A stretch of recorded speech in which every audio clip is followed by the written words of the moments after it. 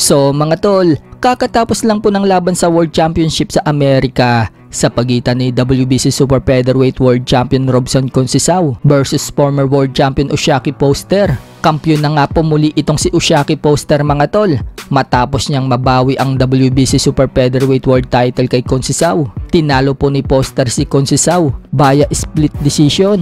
Dahil dyan mga tol, umabante na ngayon ang record ni Foster sa 23 wins and 3 losses, habang bumagsak naman po ang record ni Conceição sa 19 wins and 3 losses and 1 draw. Si Mark Magsayo na kaya ang sunod na makakalaban ni Usyaki Foster?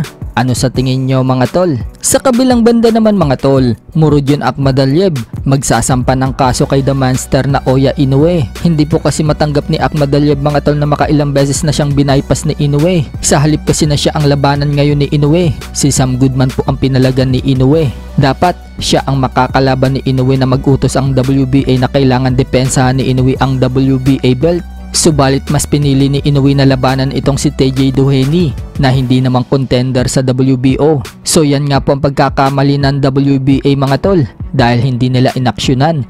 Hinayaan nilang lumaban si Inoue dito kay TJ Doheny.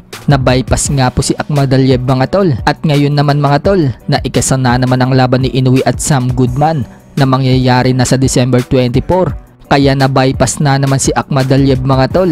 Pero sa pagkakataon nga po na yan mga tol, gumawa na ng paraan ang WBA. At yan nga po ay paglabanin si Akhmadaliev versus Ricardo Espinosa Franco para sa interim WBA na magaganap na sa December 14. Ibig sabihin lang yan mga tol, kapag naipanalo ni Akhmadaliev ang laban dito kay Ricardo Espinosa Franco, automatic, obligado nang dedepensahan ni Inoue ang kanyang WBA belt kay Akhmadaliev. At kapag hindi dinepensahan ni Inoue ang WBA belt mga tol, mababaklas sa kanya ang titulo at gagawing full champion itong si Akhmadaliev sa WBA. Pero ayon naman sa co-promoter ni Naoya Inoue na si Bob Arum ng Top Rank, kesa daw pumutak ang kampo ni Akhmadaliev, makipagnegosasyon na lang umano sila para matuloy ang laban. So kapag hindi na naman mga tol mangyari ang Inoue versus Akhmadaliev next year, pangatlong beses na pong binabay pa si Akhmadaliev. Gusto lang naman kasi bawiin ni Akhmadaliev mga tol kay Inoue ang dalawang titulong dating kanya, ang WBA at IBF.